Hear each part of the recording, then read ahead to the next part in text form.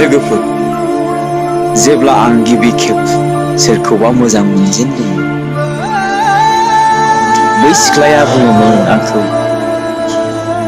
आंखौ मालाय सिख्लाफोरजों दारुजु